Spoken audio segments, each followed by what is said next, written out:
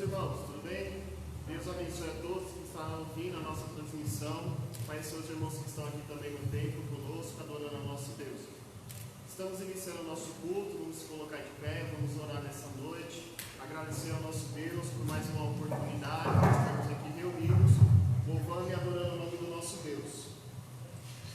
Que você na sua casa possa compartilhar também o nosso culto, mandando para os seus contatos, compartilhe para que vidas possam ser alcançadas pelo poder da palavra do nosso Deus. E vamos orar aqui, vamos cultuar a Deus, vamos adorar a Deus, porque esse é o nosso intuito.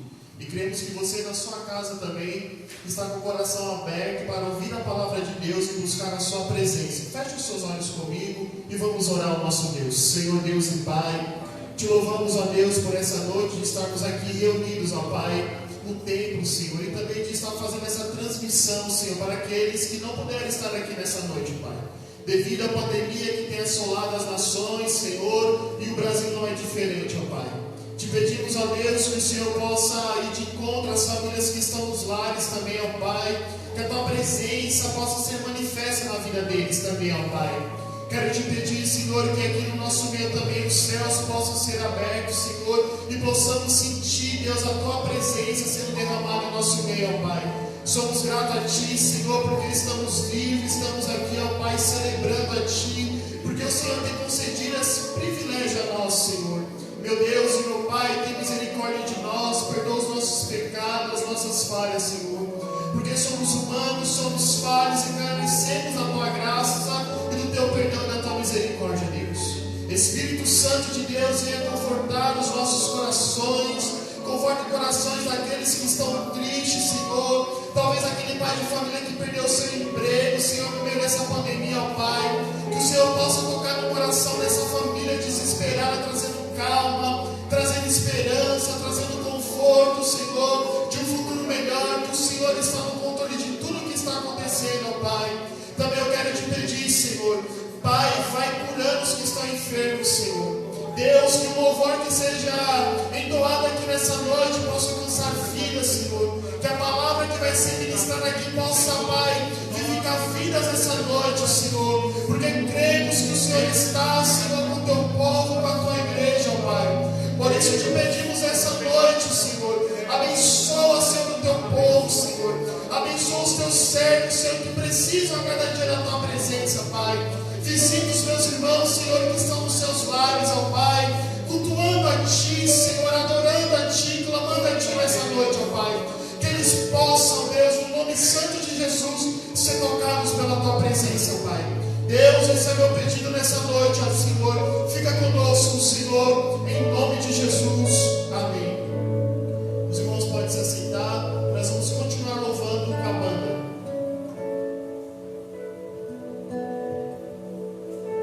Amém, amados?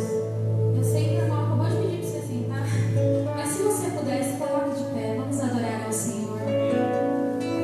E é tão bom estar na casa do Senhor, e é tão bom poder nos levantar diante da presença dEle, é tão bom poder erguer as nossas mãos e adorar a Ele, e agradecer a Ele que é santo. Então eu te convido nessa noite, tanto os meus irmãos que estão aqui, quanto você que está na sua casa, renda o seu coração. Se você puder, aí na sua casa, se colocar de pé para adorar a esse Deus, se coloque de pé. Adore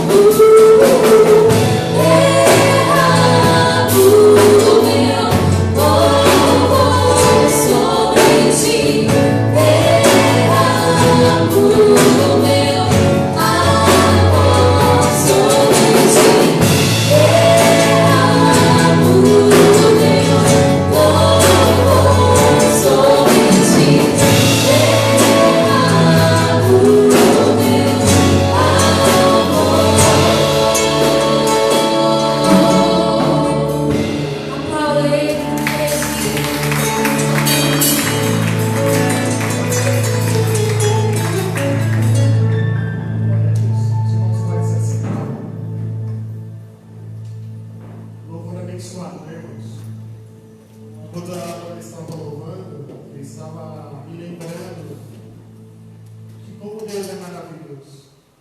Nós olhamos o cenário e vemos só o que está à nossa frente. Mas a Bíblia diz que quando Deus ele criou a humanidade, no livro do Gênesis, quando ele cria Adão e Eva acabam comendo do fruto, Deus ali os expulsa do jardim do Éden. Só que Deus ele já tinha um plano maior.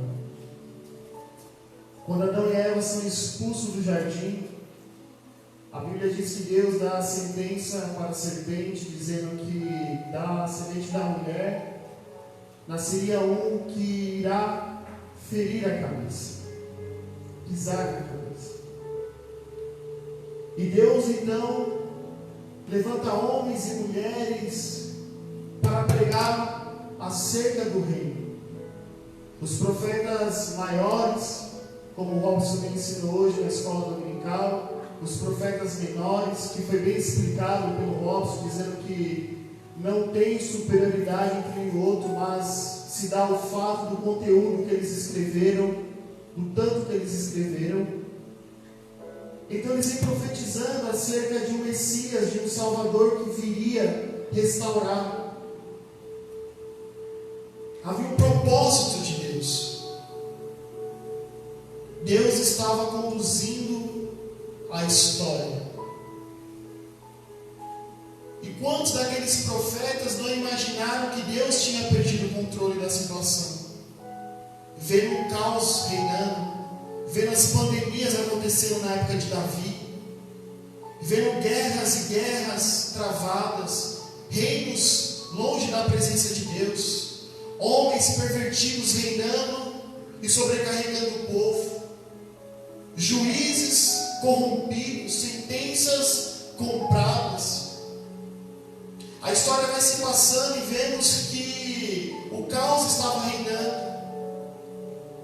Poucos homens que se levantavam para dizer que estava errado, como foi o caso de Isaías, o caso de Jeremias, dizendo para o povo se arrepender, mas o povo estava perdido nos seus pecados, na sua lascívia, como foi com Oséias, Amós, Miqueias, Zacarias, Malaquias, homens que trouxeram uma dura mensagem para a sua época. Mas no livro de Mateus, irmãos, nós vemos que Deus continuava no controle da história. Deus ele ficou 400 anos, se não me falha a memória, sem falar com o seu povo, o período do Macabeus. O povo não ouvia mais a voz de Deus, mas Deus ele resolveu abrir os céus e enviar o Salvador para essa terra. Enviou aquele que morreu na cruz do Calvário para que eu e você tivesse a esperança de um futuro melhor. Morreu no Calvário para que se cumprisse o projeto de Deus. Morreu no Calvário porque Deus havia falado em Gênesis capítulo 3, versículo de número 15. Deus ele ainda está no controle desse mundo, irmãos. Isso inclui a minha vida e a sua vida. Isso inclui tudo o que está acontecendo no nosso mundo. Deus está no controle da situação. Há esperança para nós, porque ainda uma palavra que não se cumpriu o que Ele falou, foi que Ele vai voltar, irmãos.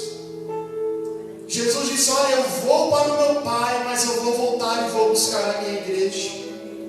O mundo está desesperado com a pandemia, porque eles não sabem para onde vão, mas eu e você tem um lugar seguro, irmãos. Eu e você tem uma morada nos aguardando, aleluia, o encontro do Rei. Nós não devemos ficar desesperados, nós devemos orar e nos entregar cada vez mais a Deus, crendo que Ele está no controle da situação, irmãos.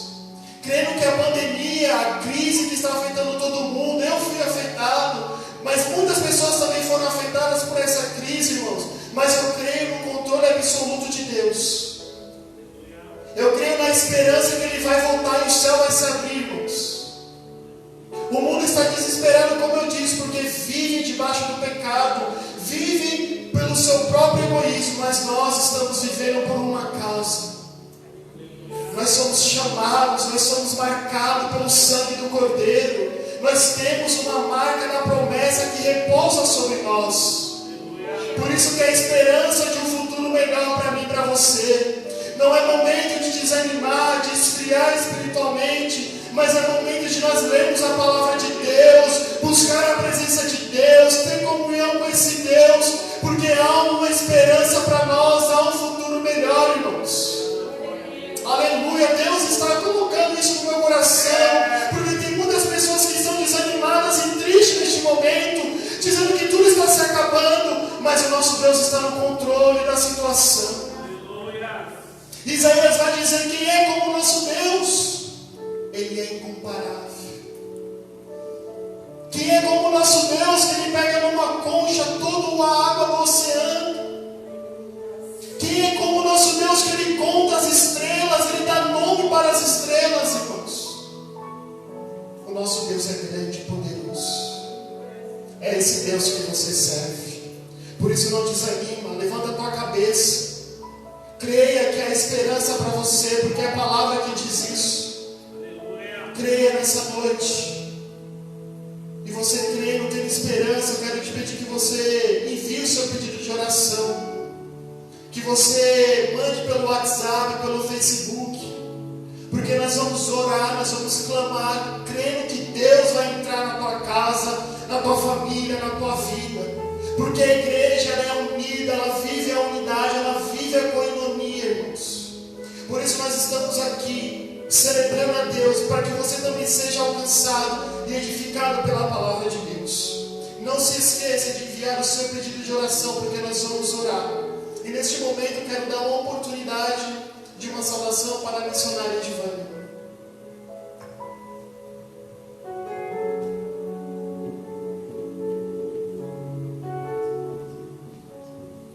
Paz do Senhor, irmãos, paz do Senhor, os irmãos que estão aqui presentes.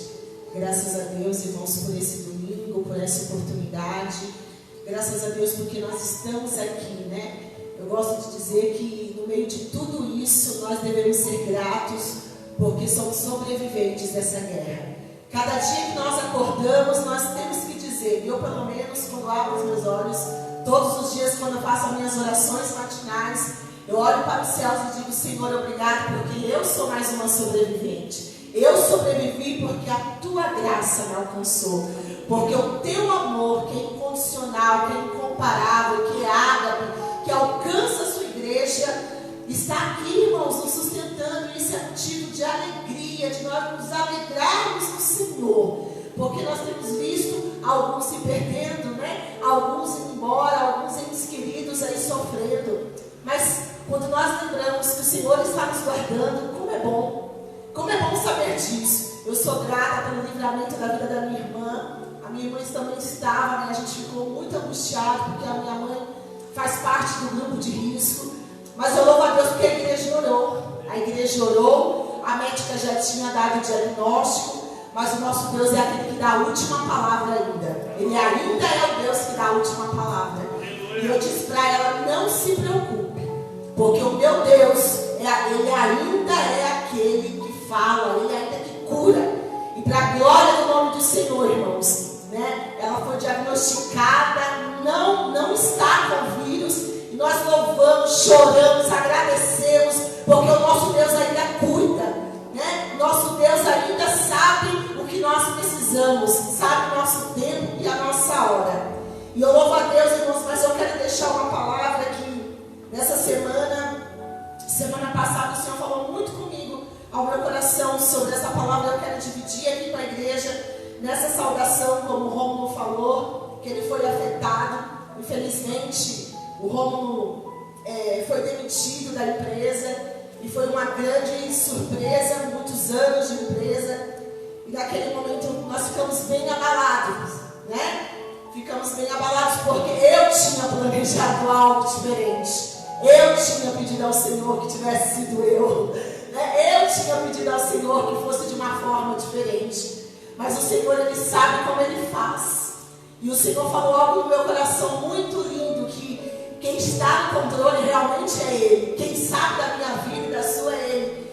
E muito tempo de empresa, Ele ficou chateado. Foi um baque para nós também, por alguns planos e projetos que nós tínhamos lá na frente.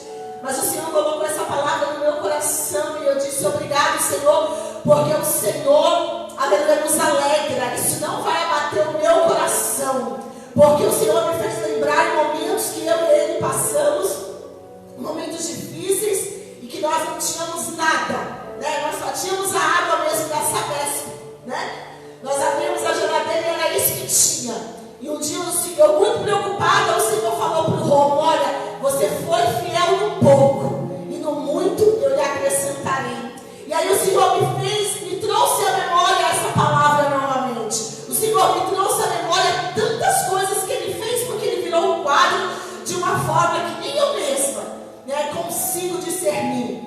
Aí o Senhor me deu essa palavra essa semana dizendo: eu ainda estou no controle. Você planejou de um jeito, mas eu estou planejando de outro, né? Então, se você puder meditar na sua casa, aqui na igreja, Abacuque, capítulo 3 e o verso 17, uma palavra muito conhecida aos nossos corações, mas o Espírito Santo de Deus falou ao meu coração e eu quero repartir para a igreja, que diz assim: mesmo não florescendo a figueira e não havendo uvas nas videiras, mesmo falhando a safra de azeitonas, não havendo produção de alimento nas lavouras, nem ovelhas no curral, nem bois nos estábulos, ainda assim eu exultarei no Senhor e me alegrarei no Deus da minha salvação. O Senhor é soberano, é a minha força. Ele faz os meus pés como dos servos, faz-me andar em lugares altos. Amém? Então, queridos, ainda que tudo falte, né? Ainda que tudo, né? Talvez você pensou de uma forma e Deus fez de outra, nós vamos nos alegrar no Senhor. Por isso que não é momento, queridos, de nós desanimarmos, como foi dito aqui nessa noite, mas é momento de nós nos fortalecermos no Senhor e dizer: Senhor, ainda que falte tudo, todavia eu me alegrarei em Ti, eu exultarei o Teu nome, eu louvarei o Teu nome, porque o Senhor não perdeu o controle. Irmãos, e como eu senti a paz de Deus quando o Senhor falou comigo ali. E eu posso dizer, irmãos, que nós temos sido cuidados de uma maneira tão grandiosa, queridos. Nós temos sido cuidados de uma maneira que eu falo até para o Romulo, eu falo, nem quando nós estávamos os dois trabalhando, né, nós não vimos estes milagres que Deus tem presenciado nas nossas vidas. Então isso é motivo, queridos, é motivo de nós nos alegrarmos. Eu estou em paz.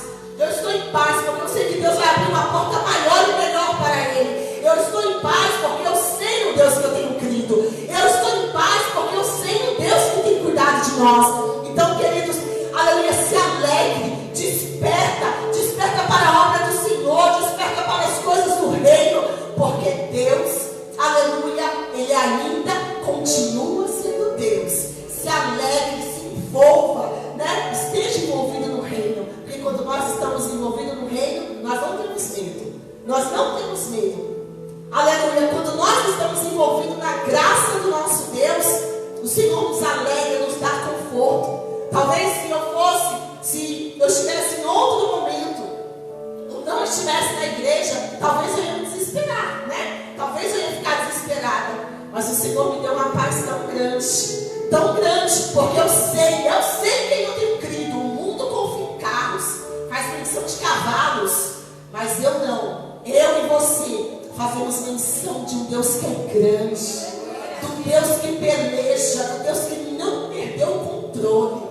Aleluia, de um Deus que está nos ensinando que a minha e a tua casa deve ser uma casa de oração, né? Que a minha e a tua família merece de atenção, merecemos jantar juntos, merecemos almoçar juntos, né, irmão José? Merecemos passar por tudo isso e sermos ensinados. Que Deus abençoe a igreja. Eu agradeço a oportunidade em nome de Jesus.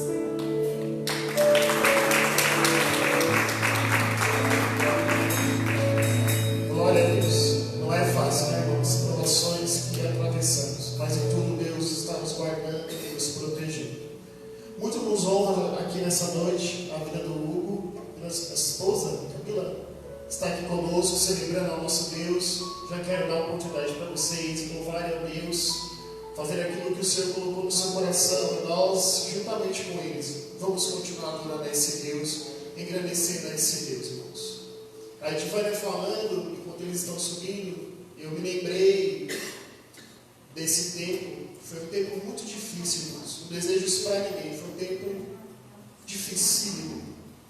Eu lembro que nós não tínhamos carro na época e nós íamos lá para Guaianazes, para o Monte Orado de Guaianazes. Alguns irmãos aqui conhecem o Monte de Guaianazes. Nós saímos de casa 10h30, por volta de 11 horas da noite, pegar a lotação 2 ou 3, se eu não me falha a memória, para chegar no monte. Chegava no monte por volta de meia-noite. E como não tinha carro, a gente tinha que ficar orando até 4, 5 horas da manhã, irmãos. Orando, clamando a Deus. Para que era o período que as lotações voltavam para voltar para casa. E passava aquele tempo orando. Teve uma noite que nós fomos, naquela sexta-feira de madrugada, nós estávamos muito cansados, mas continuamos o propósito. E o monte estava vazio, poucas pessoas estavam no monte. E tinha um lugar escuro, uma névoa estava caindo sobre o monte, estava muito escuro também. E nós oramos um período, depois paramos de orar, e sentamos. Silêncio absoluto no monte. E minha esposa falou, antes de subir, eu quero ver Deus falar comigo nessa noite. Porque não dá para ver quem está do lado. Meus irmãos, mais fiel é aquele que prometeu-nos. Cada um que está aqui, está na sua casa, tem uma história com Deus, tem um particular com Deus. Cada um sabe da sua história, do que sofreu, do que venceu, do que Deus fez. E aquilo que Deus faz fortalece a nossa fé. Eu estou contando isso para que você seja edificado, não para minha exaltação. Nós estávamos ali e tinha um missionário que estava dormindo no monte, numa rede. Não vimos, não notamos a presença dele. Deus usou aquele homem, irmãos, e falou tudo na nossa vida. Parecia um livro aberto. Ele contou tudo. Quando ele contou tudo, do passado e do presente, Deus começou a falar do futuro. E tudo que Deus falou, Deus cumpriu, irmãos. Tudo que Deus prometeu, Ele cumpriu. Se é uma promessa sobre a tua vida, Ele vai cumprir. Se for uma palavra lançada sobre o teu coração, sobre a tua casa, sobre a tua família, creia que Ele vai cumprir. Eu não tinha nada, irmãos. E não tenho nada ainda, mas tudo que eu tenho foi porque Ele concedeu pela sua graça e misericórdia. Então creia nessa noite que Ele está cuidando de ti. E as promessas que foram lançadas sobre a tua vida, sobre a tua casa, sobre a tua família, elas não cairão por terra, porque fiel é aquele que prometeu. Vamos louvar ao nosso Deus.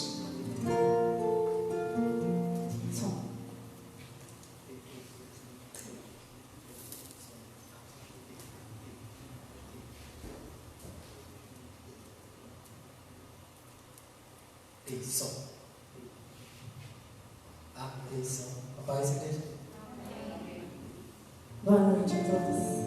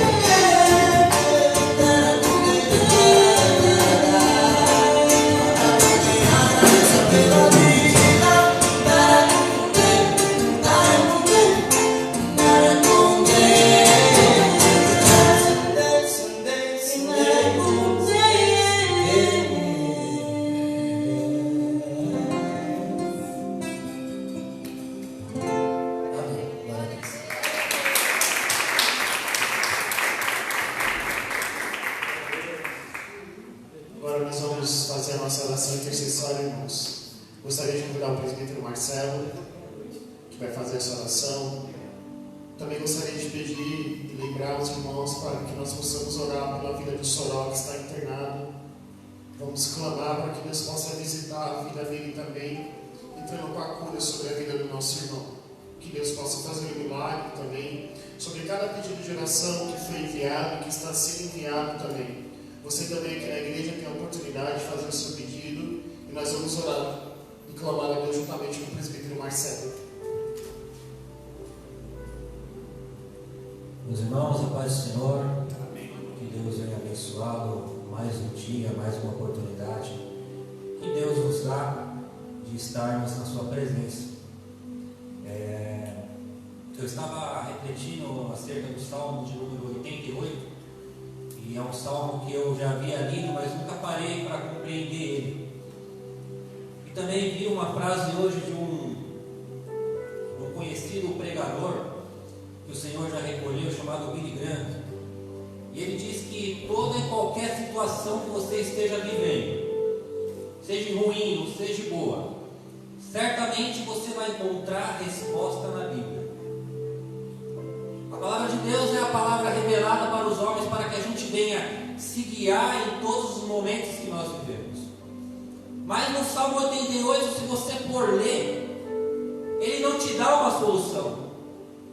É uma decadência. O salmista vai falando e falando, e aí você vai ver que o desespero dele é tão grande, que no final do salmo você fica com um ponto de interrogação: como será que terminou aquele clamor daquele homem? Será que Deus realmente resolveu o problema daquele homem? Não diz.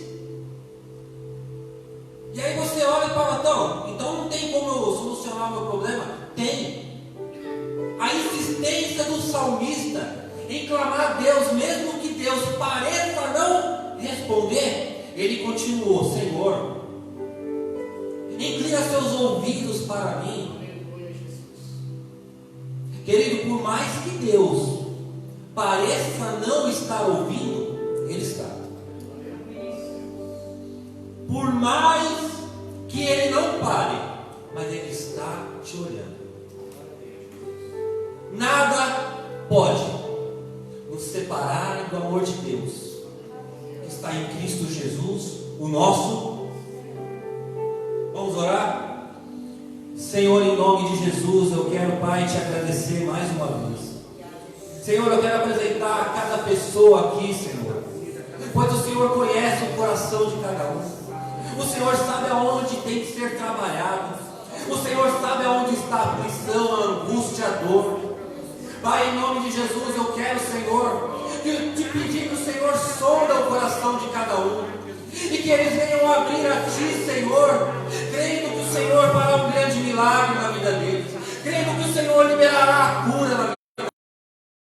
Eu quero apresentar também, Senhor, o nosso amado presbítero Soró, Deus, que o Senhor vai visitá-lo, Deus, e traga a cura para o seu servo, e traga a cura, Senhor, para todos aqueles que estão enfermos, para aqueles, Senhor, que estão ali condenados pelos homens com esse vírus, ó Deus, mas nós cremos no milagre. Senhor, que o nosso clamor chegue aos teus ouvidos, que o Senhor venha se inclinar e ouvir a nossa oração, pois nós temos uma certeza: o Senhor nos ouve e o Senhor está olhando para nós. Senhor, em nome de Jesus, eu entrego cada oração, cada pedido, cada clamor dos teus servos. É o que eu te peço, Senhor, e te agradeço. Amém. As palmas louvam ao Senhor. Glória a Deus. Gostaria de chamar a banda para estar louvando a Deus. Enquanto a banda vai estar louvando a nosso Deus, você em casa, você aqui no templo, nós vamos agora louvar também com as nossas ofertas, nossos dízimos. Você que está em casa, no canto esquerdo da sua televisão, tem um QR Code. Você pode, através dele, fazer a sua contribuição com o seu dízimo ou com a sua oferta, entendendo que a sua contribuição ela vai alcançar vidas, conforme a igreja Videira Viva tem feito. A sua contribuição ela não vai parar aqui, ela vai ser uma semente que vai gerar frutos, que ela vai alcançar vidas, levando medicamento, levando uma cesta básica, como a igreja tem feito, ou até mesmo um apoio financeiro. que você continue contribuindo com o reino de Deus, que você possa continuar depositando nesse terreno fértil, que o Senhor vai continuar te abençoando, o Senhor vai continuar te recompensando, porque esse é o nosso Deus. Quando nós estamos fazendo com amor, com gratidão, com alegria para Ele, pensando somente no agradecimento que Ele tem feito, Ele nos abençoa, Ele enche os nossos celeiros, Ele não vai deixar faltar na sua casa. Então a sua contribuição, coloque aquilo que Deus propôs no seu coração, e o Senhor vai te abençoar, e o Senhor vai continuar providenciando aquilo que você precisa. Que Deus abençoe sua vida, e vamos louvar o nosso Deus e contribuir.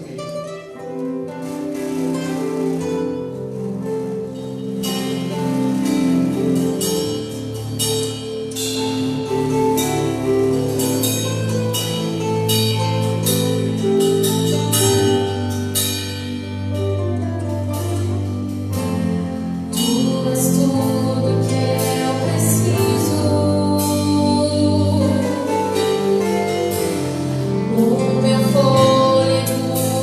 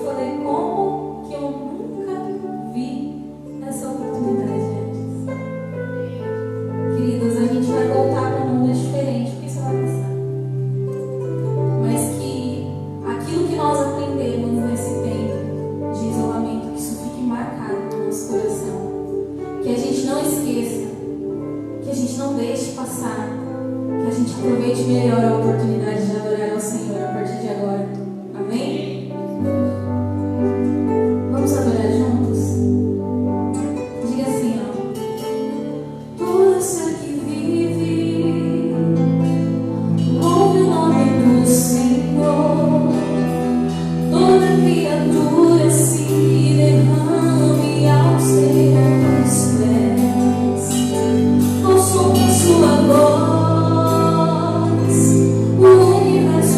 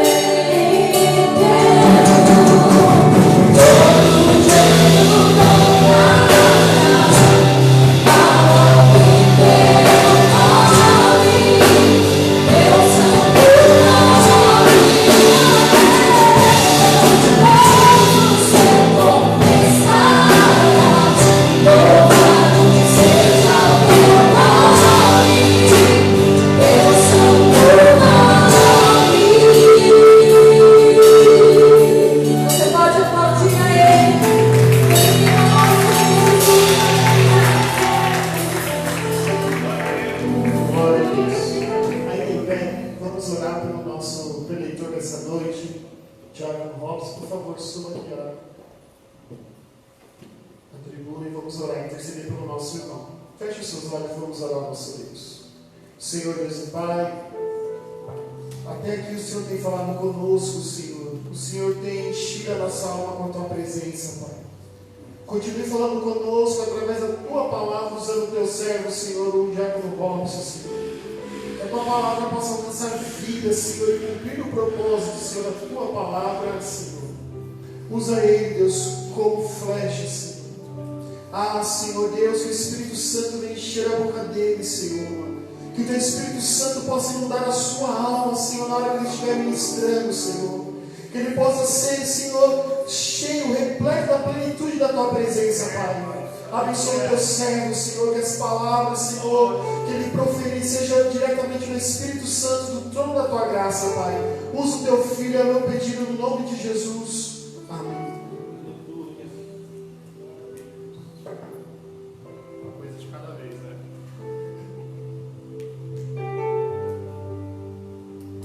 Paz do Senhor, irmãos. Motivo de alegria estar aqui hoje, também de responsabilidade. Eu zelo muito por estar aqui neste lugar, por estar aqui na casa de Deus, na presença de Deus, e ainda mais trazendo a palavra, né? É uma responsabilidade muito grande, porque a gente está falando de vidas, né? A gente está tratando com vidas. Então isso é muito importante, então nós temos que zelar, irmãos. Irmãos, eu vou fazer uma leitura rápida antes de você se sentar, tá? Que se encontra no livro de Mateus. Essa vai ser fácil, vai ser o último capítulo de Mateus, capítulo 28, versículo 19 e versículo 20.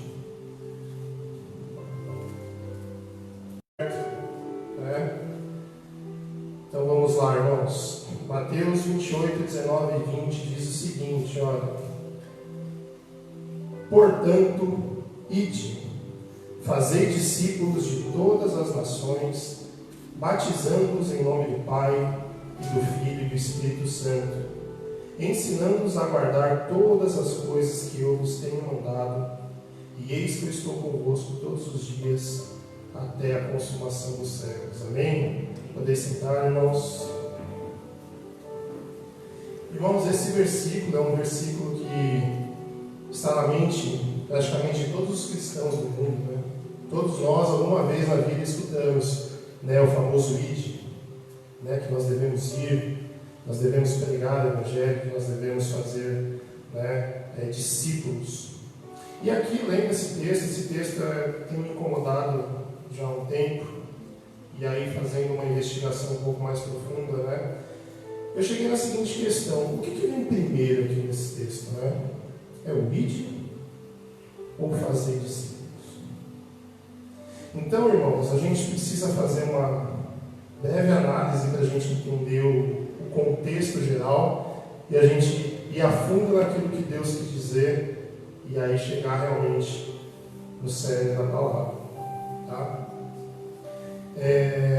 Quando nós lemos na Bíblia a palavra ide, o que nós entendemos? Uma tradução assim, é vá. Então vá pregar, vá fazer, né? E essa palavra, irmãos, se nós fazermos uma análise gramatical aqui, os irmãos vão lembrar da escola. Se nós fizermos uma análise gramatical aqui, esse id, ele está na segunda pessoa do plural, que é o famoso vós. Então, id vós. E além disso, outro ponto que é importante, que esse verbo, ele é um imperativo. O que seria um verbo imperativo? É uma ordem, é um pedido. Por exemplo, pare de chorar, leia a Bíblia, ore. Tem muita gente que está precisando disso, meu irmão. Pare de chorar, é um imperativo que eu estou utilizando. Leia a Bíblia, imperativo, ore. Então nós entendemos isso, e até mesmo no versículo, porque ele fala assim, portanto, ide, vírgula, dá uma pausa, então a gente entende que esse ide é aquilo que Deus quer. Mas, irmãos, nós sabemos que esse texto, o original dele é em grego, né? E assim, não dá para falar da questão da gramática grega, porque ela é bem mais complicada para nós, mas é importante a gente entender o contexto do porquê que Jesus falou isso. Quando Jesus falou esse id, quando eu trago para a tradução grega, esse id na verdade vira indo. É diferente. Indo, essa palavra está no gerúndio. E o gerúndio ele diz que é um verbo que continua, que há continuidade. Ou seja, aqui já tem uma dica do que a gente tem que fazer. Não era só ir e parar, era continuar indo. E fazendo uma transliteração rápida aqui no versículo inteiro, e quando eu falo transliteração, é traduzir palavra a palavra, às vezes não é o mais indicado, mas ajuda a gente a entender aqui. Ficaria assim, ó. Indo, pois, discipulai todas as nações, batizando a eles em nome do Pai, do Filho e do Espírito Santo. E através dessa leitura, irmãos, nós entendemos que existe um verbo só que está no imperativo. E não é o id. É o discipular. A ênfase desse texto, quando Jesus falou esse texto, está em discipular e não no id. E talvez você fale agora assim, não, irmão, mas espera aí, então não é para eu ir? Lógico que é. É lógico que é para você ir. A palavra de Deus, irmãos, para vocês terem uma ideia, ó, em Romanos 10, 14 e 15 diz o seguinte, ó, como, pois, invocarão aquele em quem não creram? E como crerão naquele de quem não ouviram? E como ouvirão se não há quem pregue? E como pregarão se não foram enviados? Como está escrito, quão formosos pés os que anunciam o Evangelho da paz, dos que trazem alegres novas de boas coisas. Amém? Então, o que eu estou querendo trazer para vocês, irmãos, é que a ênfase desse texto está em fazer discípulos. E isso faz todo sentido quando a gente olhar um pouco mais para frente nessa pregação, quando eu trouxer isso para vocês. Tá? Agora, o que vem a ser fazer um discípulo? O que é um discípulo? Eu tenho certeza, não sei se tem alguém aqui que está assistindo que é um professor, mas com certeza na live tem. Um discípulo é um aluno. É alguém que aprende com você, que você vai ensinar a andar, que você vai ensinar como ele caminhar. Isso é ser um discípulo. Por exemplo, alguns irmãos, eles, para cuidar do corpo, do shape, eles fazem artes marciais. E na arte marcial você tem alguém que está acima de você, que é o mestre. Na Bíblia nós temos o exemplo de Paulo. Paulo, em Atos 22, 3, ele fala o seguinte: quanto a mim, sou judeu, nascido em Tarso da Cilícia, e nesta cidade, criado aos pés de Gamaliel, instruído conforme a verdade da lei de nossos pais, zelador de Deus, como todos vós hoje sois. O que Paulo estava dizendo? Olha, ele foi meu mestre. É que Paulo achou o mestre melhor, né? Ele achou o mestre superior, e ele falou, não quero mais esse, eu quero esse aqui, né? Então aqui, irmãos, nós entendemos o que é essa questão do discípulo, o que é o discípulo, mas o que vem a ser discípulo. É lógico que o conceito de discípulo hoje ele é muito próximo do que era há muitos anos atrás, 2000 anos atrás, mas a gente tem que entender também como que ele funcionava na cultura judaica da época. A gente entendeu por que Jesus está falando isso. E aqui eu só trouxe um trechinho de um texto, de um livro, na verdade a introdução de um livro, que explica isso, para a gente entender o que era um discípulo naquela época. Na Galileia do tempo de Jesus, os meninos de Israel iniciavam seus estudos da Torá aos 6 anos de idade. Aos 10, quando completavam o primeiro estágio, a escola primária deles, que era chamada Beit Sefer, já tinham a Torá decorada. Irmãos, eu até hoje não tenho muitos dos capítulos da Bíblia decorados. E a criança de 10 anos já tinha. Apenas os alunos que se destacavam seguiam para a escola secundária, que era o Beit Talmud, e mergulhavam no restante das escrituras e na tradição oral dos rabinos e suas muitas interpretações e aplicações da Torá. E aí, quando eles faziam 14 ou 15 anos, dependendo, somente os melhores entre os melhores estavam estudando, geralmente aos pés de um rabino famoso e respeitado. Esses pouquíssimos meninos da elite intelectual de Israel eram chamados Talmidim. Em hebraico, Talmid é discípulo e Talmidim são discípulos.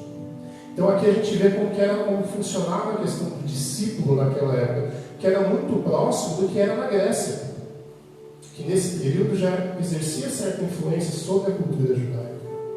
Né? Já haviam algumas escolas gregas dentro de Jerusalém, onde eram enviados, né, os filhos dos mais abastados, eles eram enviados para lá.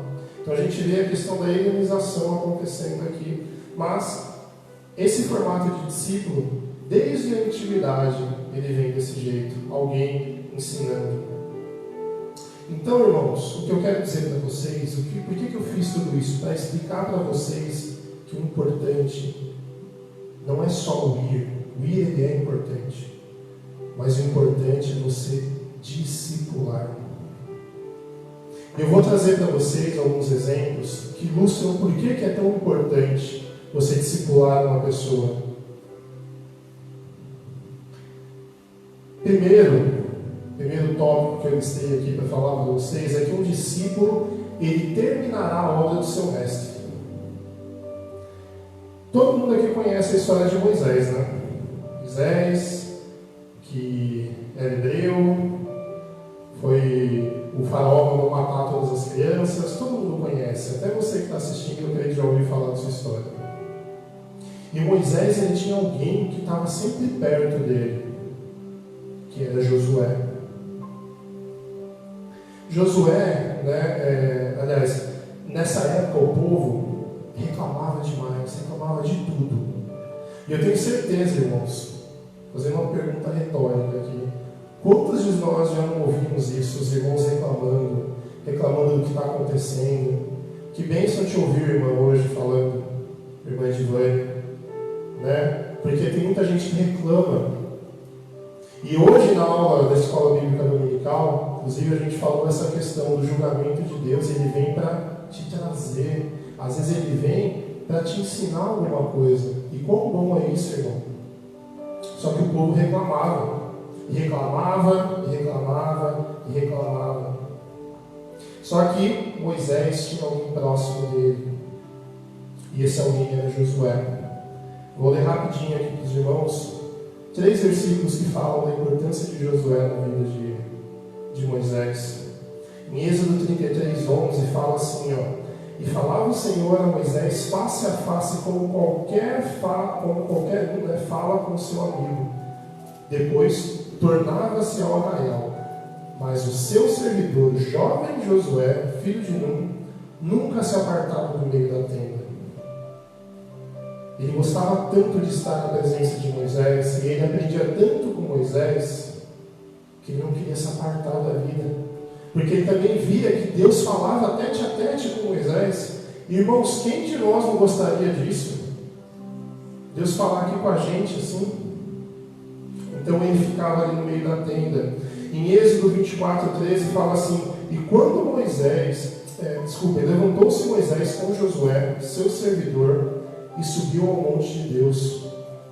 Quando Deus chamou Moisés para receber as placas, as tábuas da lei, Josué foi com ele. Por quê? Porque era um discípulo. Terceiro versículo aqui, Deuteronômio 34:9. E Josué, filho de Nun, foi cheio do espírito de sabedoria, porquanto Moisés tinha posto sobre ele as suas mãos, e assim os filhos de Israel lhe deram ouvido, fizeram como o Senhor lhe ordenara a Moisés. Ali Moisés já estava passando a bola para ele, como a gente falou na quarta-feira, né? Então, irmãos, Josué,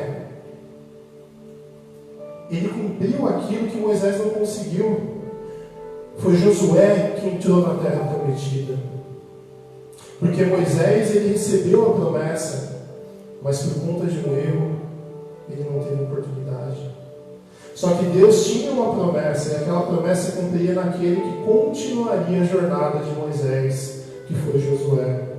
E Josué entrou na terra prometida. Então, irmãos, quando você está discipulando alguém, essa pessoa ela vai dar continuidade à sua obra. Ela vai continuar aquilo que Deus colocou na sua vida. Nós temos vários exemplos de irmãos, de eras anteriores, que foram usados por Deus e que discipularam outras pessoas, e que essas pessoas continuaram a sua obra. E hoje nós temos isso aqui, por causa dessas pessoas. Nós podemos louvar o nosso Deus, honrar o nosso Deus, porque alguém recebeu o ensinamento de outro e foi transmitido. Continuando aqui, acho que hoje a palavra vai ser rápida, né? Tópico 2: um discípulo multiplicará as obras do seu mestre. Elias foi um dos maiores profetas de Israel. Homem de Deus, usado. Inclusive ele foi transladado ali. A carruagem de fogo veio, levou. E depois de ele enfrentar os profetas de Baal, ele recebeu uma ameaça de morte de Jezabel.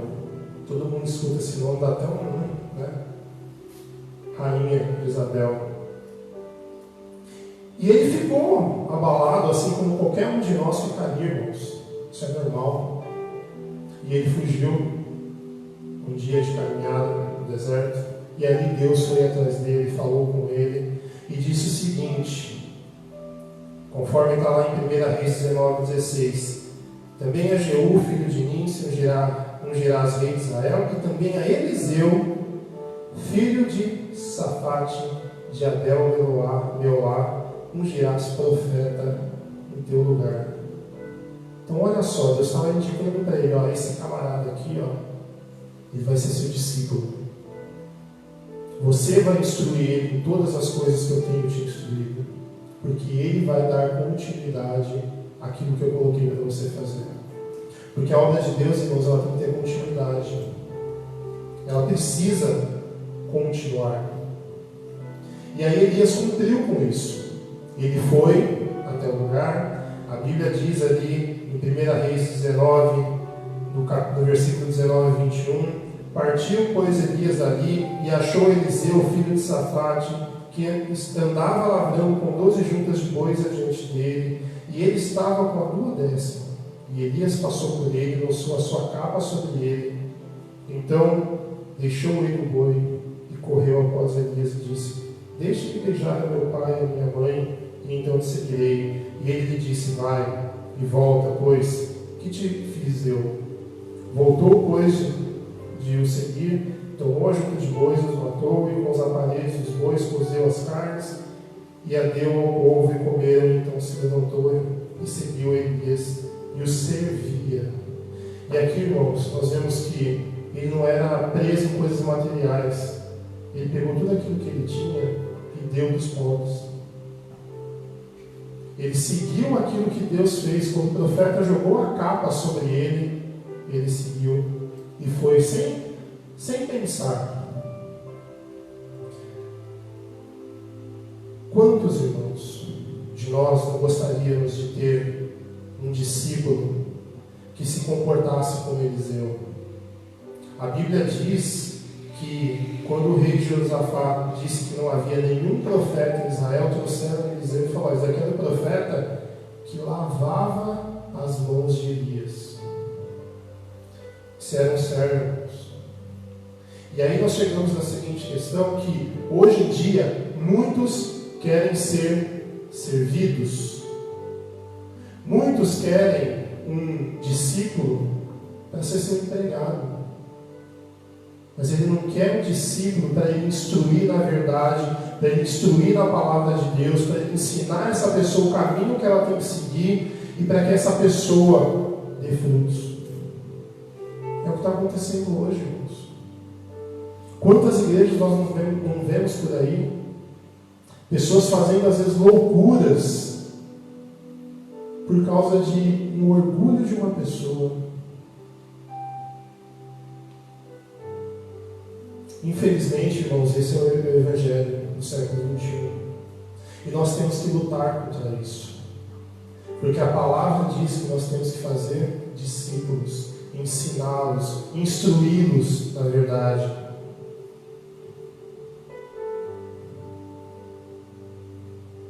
E aí, um dia, Elias é levado ao céu.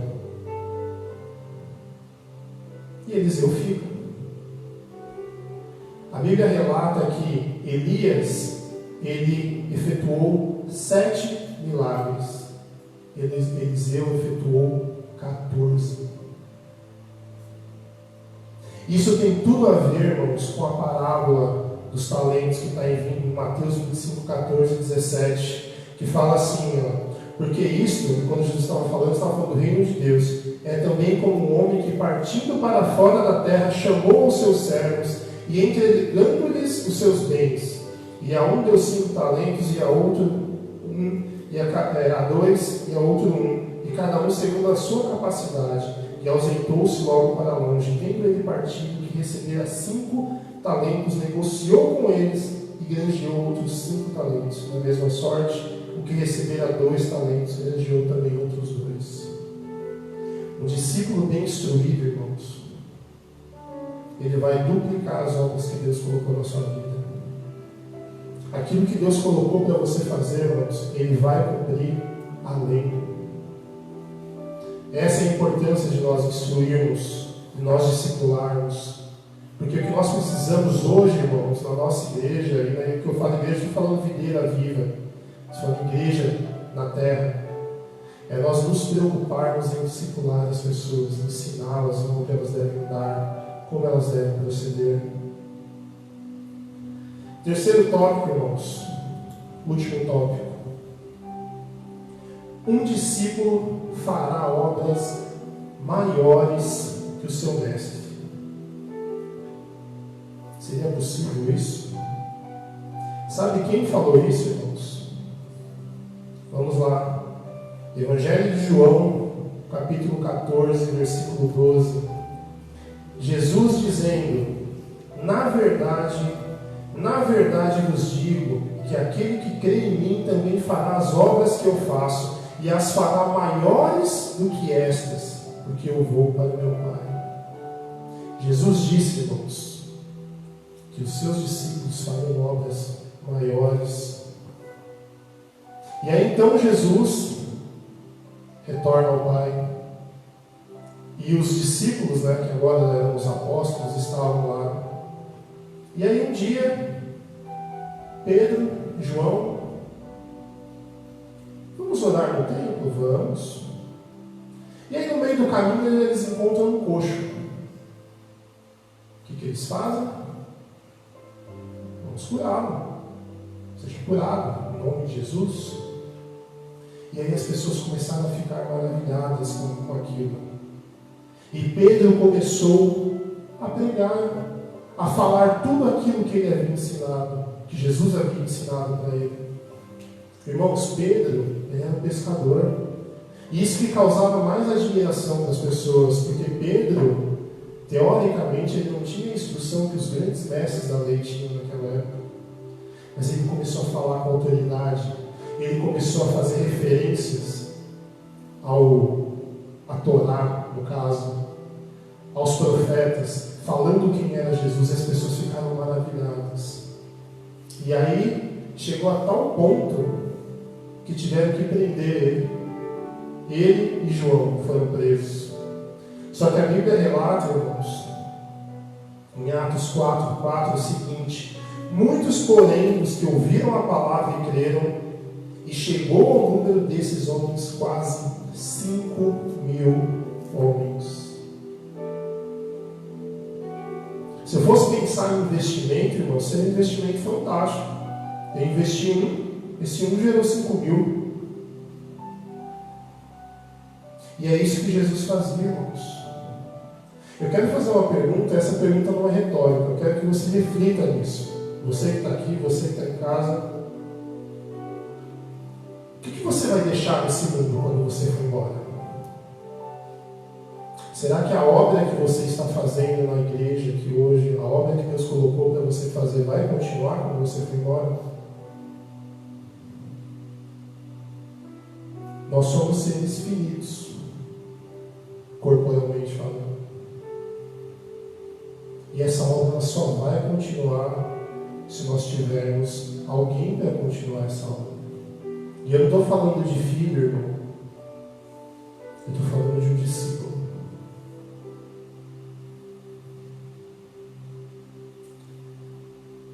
Jesus, ele foi o maior e ainda continua sendo o maior mestre que esse mundo já viu.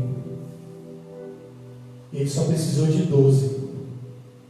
Hoje no mundo nós somos 2 bilhões de cristãos. Começou com 12. Esse é o milagre da multiplicação. Mas por quê? Porque Jesus, ele estava constantemente com os 12, ele estava ensinando, ele estava falando com eles.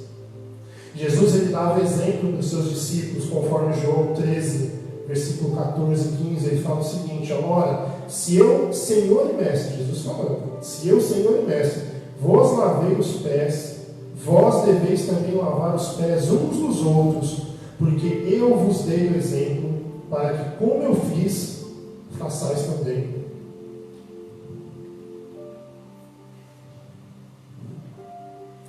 Jesus também ensinava, porque não basta só você dizer para o seu discípulo, faz isso aqui. Ele tinha que ensinar, porque às vezes as pessoas ficam com dúvida. Isso é normal, nós somos seres humanos. Por exemplo, em Mateus 13, 10 até o 16, fala o seguinte: e acercando-se dele os discípulos, disseram-lhe, por que lhes falas por parábolas? Jesus estava pregando para o povo ali, falando em parábolas, os discípulos: poxa Jesus, mas por que você fala em parábola para eles? E ele respondendo disse-lhes: porque a vós é dado conhecer os mistérios do reino de Deus, mas a eles não os lhes dado.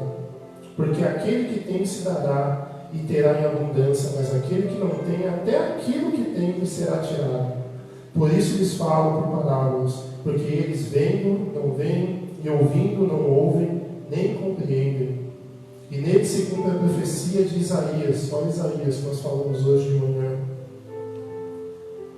que diz: ouvindo ouvireis, mas não compreendereis, e vendo vereis, mas não percebereis, porque o coração deste povo está endurecido, e ouviram de mau grado com os seus ouvidos, e fecharam os seus olhos, para que não vejam com os olhos, e ouçam com o ouvido, e compreendam com o coração, e se convertam, e eu os cure.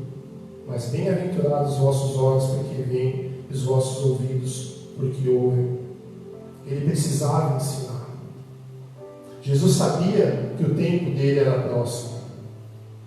Jesus teve 3 anos, irmãos, para discipular esses 12. Talvez muitos aqui, e eu me incluo nesses, às vezes a gente passa a vida inteira e não discipula ninguém. E Jesus precisava fazer isso. Jesus, ele separou os 12 para discipular, mas ele pregava para as multidões. Nós vemos o milagre da multiplicação de pães e peixes, 5.000 pessoas, 5.000 homens, a Bíblia fala, fora mulheres e crianças. Mas com aqueles 12 ele teve um cuidado especial. Aqueles 12 ele trouxe para si, ele deixou perto, ele quis ensinar esses 12 para que eles continuassem esse ministério. E junto deles, irmãos, nós podemos incluir Paulo. E Paulo recebeu o chamado diretamente de Cristo. Cristo o chamou. Gálatas 1 fala que Paulo se apresentando, Paulo apóstolo, não da parte dos homens, nem por homem algum, mas por Jesus Cristo e Deus Pai. E sabe o que aconteceu através de Paulo? Várias igrejas na Ásia receberam a palavra de Deus. O Império Romano, através de Paulo, foi foi conquistado através das suas palavras. A igreja de Roma, quando Paulo escreveu os Romanos, ele não foi fundador da igreja. Dizem que possivelmente esses romanos, que eram judeus, eles estavam no dia de Pentecostes, em Jerusalém. E ali eles receberam a palavra de um dos apóstolos, quando Pedro pregou. Então, irmãos, através desse testemunho que Paulo deu, através desse testemunho que Pedro deu, o Evangelho se estendeu aos confins da terra. E hoje nós estamos aqui porque essas pessoas se propuseram a continuar e a fazer uma obra maior, como Jesus disse. Então, irmãos, nesse momento, eu quero chamar você a discipular as pessoas. E entenda o que eu quero dizer discipular. Tem muitas igrejas que tratam esse tema de uma forma até prejudicial. Acabam criando essa questão de discipular, e nesse processo de discipular começa a acontecer divisão dentro da igreja. Vamos criar, eu vou adotar algumas pessoas para serem meus discípulos aqui, e eu vou fazer um culto à parte. Irmãos, nós somos uma coinonia, nós temos comunhão, nós precisamos estar juntos. Outra coisa importante também, que infelizmente tem atrapalhado, que essas pessoas não têm estado embaixo da autoridade do seu pastor. A responsabilidade é dele, como pastor, porque ele foi escolhido por Deus para fazer isso. E é um peso muito grande sobre a vida dele. E infelizmente, irmãos, nós vemos aí, mundo afora, igrejas se desfazendo, membros aprendendo doutrinas erradas por conta de problemas como esse, que era uma coisa simples. É eu andar lado a lado com aquela pessoa, é eu instruí-la, é eu mostrar para ela como se deve comportar, como se deve andar. Irmãos, se preocupe menos em ir e se preocupe mais em construir pessoas. Talvez tenha alguém próximo de você, pode ser seu vizinho, pode ser seu amigo, pode ser alguém do seu trabalho, e essa pessoa está precisando de alguém ali para instruí-lo. Se todo cristão criasse um propósito de, durante um ano, discipular uma pessoa, em 3 anos seremos aproximadamente 7 milhões de cristãos no mundo. Então, irmãos, vocês estão aqui, você que está em casa, eu queria pedir, foque na construção de pessoas. Se preocupe com as pessoas. E esse momento é muito propício para isso, porque nós estamos precisando de pessoas que estejam com a gente. Se tem alguém que você sabe que está precisando de uma oração, ore por ele, mas também fale com ele. Diga das grandezas de Deus, diga aquilo que Deus pode fazer na vida dele. Discipule. E eu tenho certeza, irmãos, certeza absoluta, que você cumprindo isso, eu tenho certeza que a sua vida vai ser transformada. Amém? Que Deus abençoe a todos. Muito obrigado.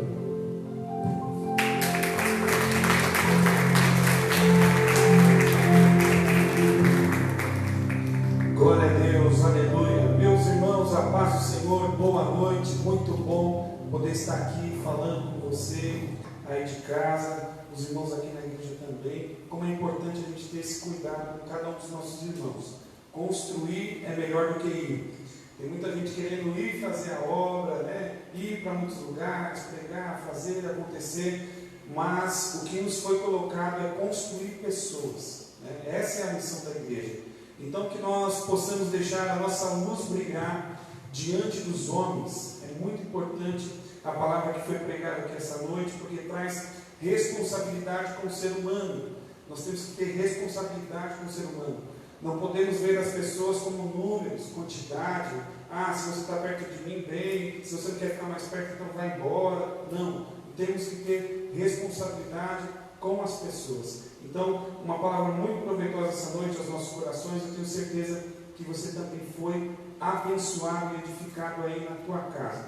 Está tudo muito bom. Nós vamos ainda louvar o Senhor com mais um hino. Vou pedir para o nosso irmão Hugo já ir se posicionando, mas antes eu queria dar um recado importante para você aí de casa. Eu queria dizer para você, para que você pudesse se juntar conosco, tá?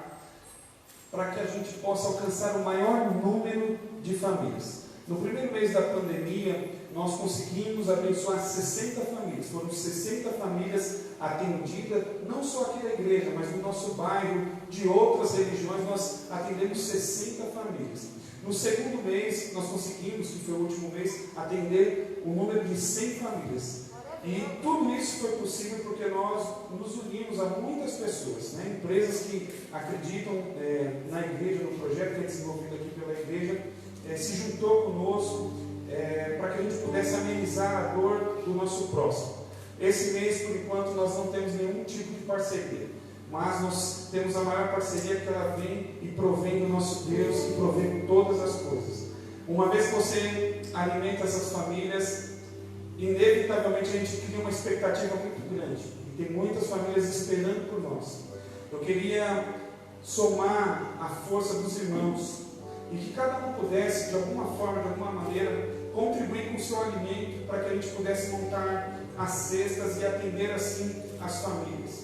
De uma certa forma, ajudar essas famílias nesse ponto, nessa necessidade. Então, traga seu quilo de alimento. Você que não pode sair de casa, entre em contato comigo. O pastor ele vai tirar um dia da semana, vai passar na tua casa, vai retirar o alimento. Mas nós não podemos deixar essas famílias necessitadas. Essa palavra, fazer discípulo, é muito importante. Nós fazemos discípulo não só com as nossas palavras, mas também com o nosso exemplo.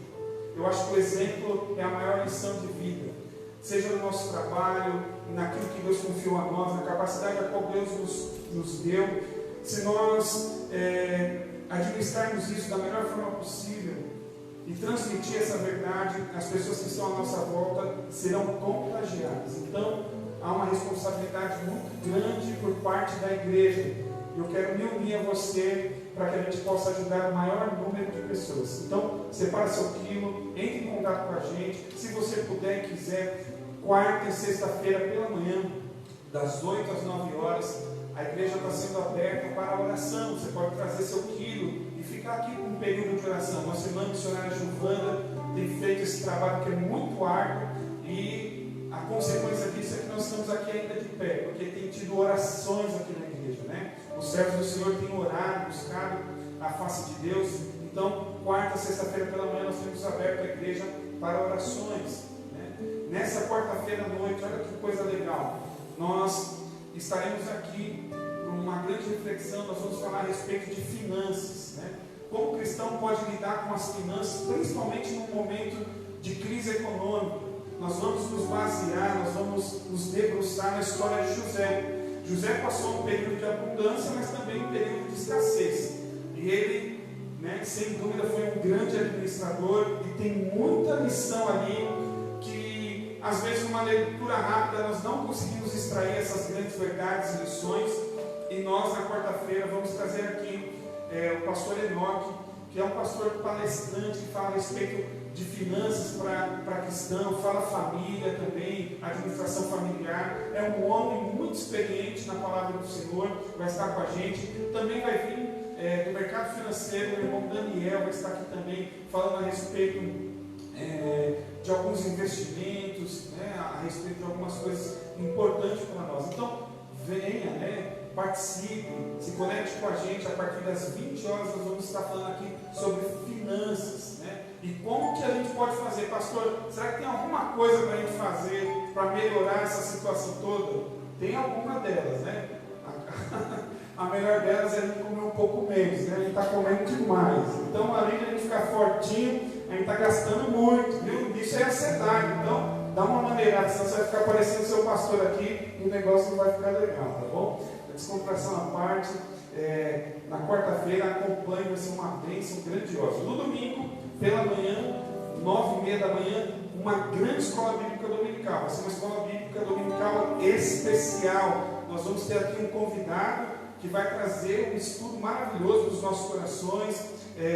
Já foi aqui da igreja, Deus levou ele lá para o interior, lá para Jacareí. O evangelista Ezaqueu, né, vai estar com a gente. Ezaqueu Esdras vai estar com a gente. Ele é superintendente de escola dominical, envolvido com escola dominical, com a pregação, um homem, né, dedicado à palavra de Deus. Então, vai ser uma escola dominical especial. Então, eu convido você para que você compartilhe essa grande notícia, para que o maior número de pessoas possa participar. Então, no domingo, 9h30 da manhã. Só lembrando, na quarta-feira, olha que coisa legal, já estava esquecendo.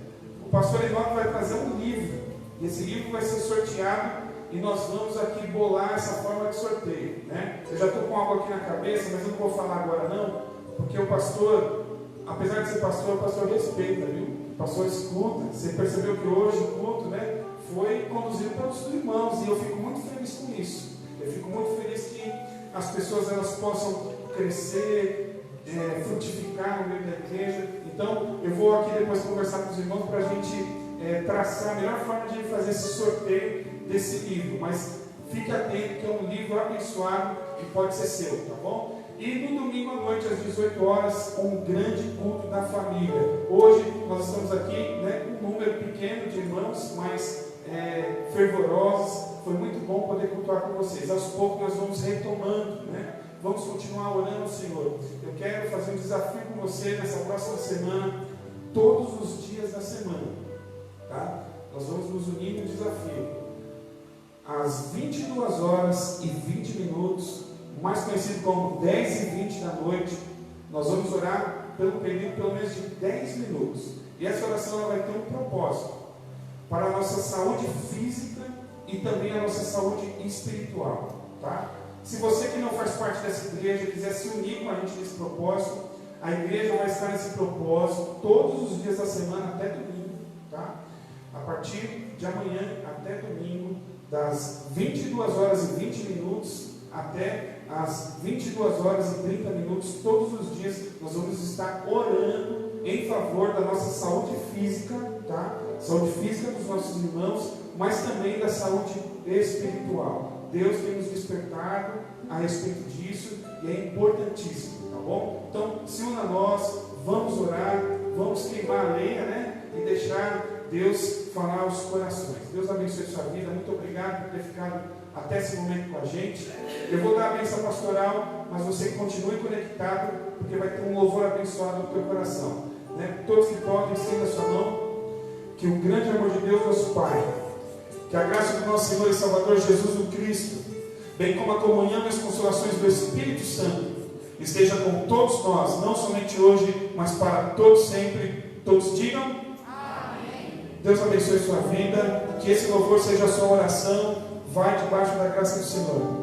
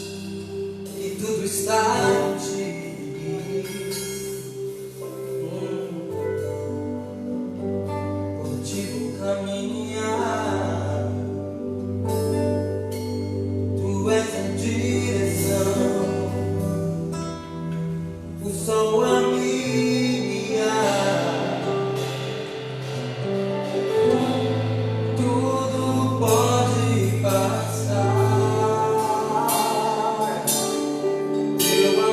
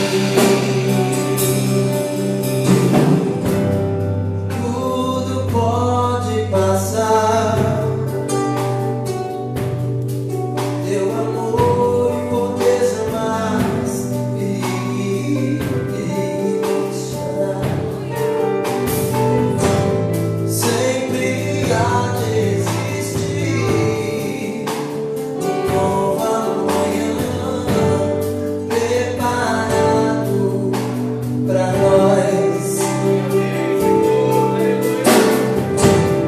Preparado pra mim. Canta aqui. Preparado pra ti. Igreja, preparado pra mim.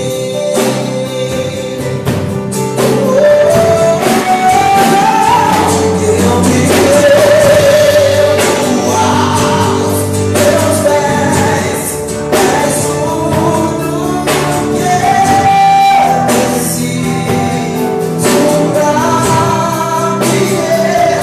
Eu me vejo aos teus braços, onde meu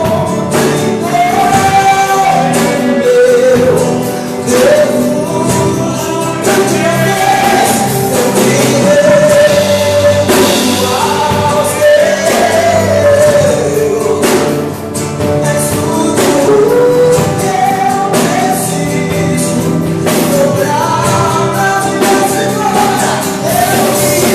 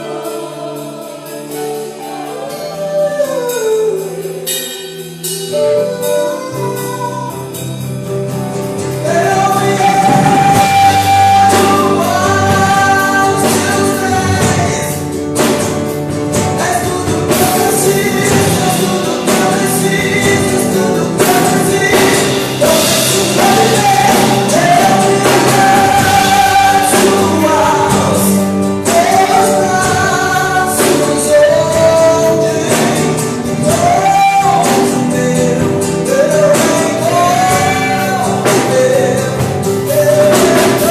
Eu me refúgio em Jesus.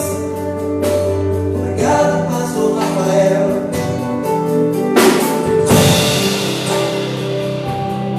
Aleluia, aleluia, aleluia,